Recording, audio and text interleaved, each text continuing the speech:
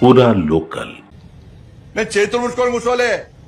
ఈ ప్రభుత్వం ఏమైనా నమ్మకం లేదు మాకు. ఇవాళ ఎంతమంది కార్యకర్తలు రోజుకుంటారు మీరు?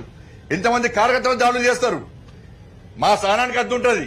సహనాన్ని పిరికితనంగా భావిస్తే ఇవాళ మీరు పట్టుకోకుంటే రేపు చూపెట్టేటోళ్ళం. మేము పట్టుకొని ఏం చేస్తామో చూపెట్టేళ్ళము. హోమ్ మినిస్టర్ గా మారుతానండి నేను. హోమ్ మినిస్టర్ అయినా ఇంత బాధ ఇంత చెప్తున్నాం అంటే ఇలా ఎంత ధర్మాన్ని ఏలనేసే విధంగా, ఒక ధర్మ రక్షకులు అవమానపరిచే విధంగా మీడియా మాధ్యమాల ద్వారా ప్రెస్ మీట్ పెట్టి పోలీసులు చెప్తున్నారంటే రివాల్వర్ ఎక్కడి నుంచి వచ్చింది?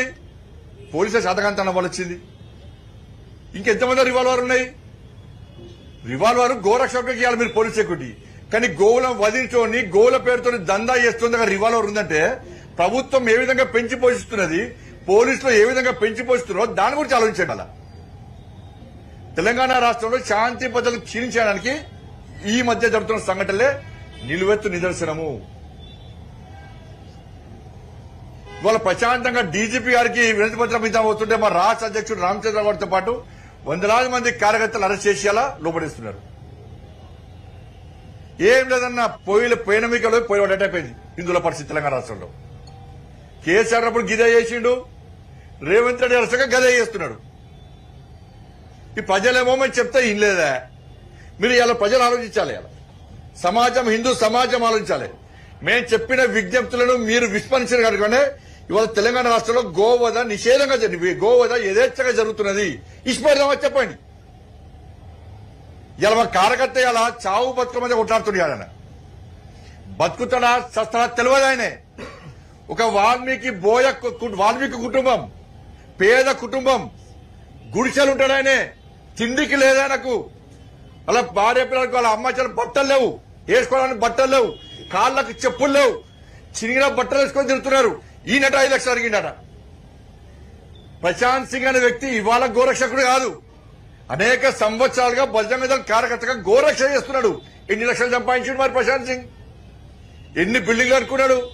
ఎన్ని బట్టలు కొనుక్కున్నాడు? బట్టలు లేకుండా, తిండి తిప్పలు లేకుండా పేద కుటుంబంలో వ్యక్తి గోరక్ష కోసం తాపత్రయం, ఆవేదనతో బాధపడి గోరక్షణ చేస్తుంటే పోలీసు వాళ్ళు ప్రెస్ మీటింగ్ పెట్టి ఇలా గోరక్షకుని బదనాం చేసి హిందువుల మనోభావం దెబ్బతీసేందుకు పోలీస్ వ్యవస్థ వహిస్తే చాలా ఘోరం. నేను వెంటనే చెప్తున్నా ముఖ్యమంత్రి గారికి, ఎవరైతే ఇలా ప్రెస్ మీటింగ్ పెట్టి ఇష్యూని డైవర్ట్ చేసే ప్రయత్నం చేస్తారో ఆ పోలీస్ అధికారుల మీద మీరు చర్యలు తీసుకోకుంటే ఏ విధంగా ఇలా మేము చేస్తాం. మేము తమాషాలు ఉంటే ఏది ప్రభుత్వం ఇలా ఉంటుంది బిక్తుంది. ఈ ప్రభుత్వాలకు భయపడేటువంటి వ్యక్తులం కాదు మేము. జుబ్లీస్ ఎన్నికలు ఉన్నాయని చెప్పి హిందువులందరూ ఓటు బ్యాంక్ మారుతారని చెప్పి ఒక వర్గం ఓట్ల కోసం మీరు హిందూ సమాజాన్ని హేళించే ప్రయత్నం చేస్తారా? క్షమాపణ చెప్పండి ముఖ్యమంత్రి గాని, పోలీసు వాళ్ళు క్షమాపణ, డీజీపీ వాళ్ళు క్షమాపణ చెప్పండి. అలా రివాల్వర్ పెట్టుకొని గోరక్షణ కాల్చడం క్షమాపణ చెప్పండి. వాళ్ళ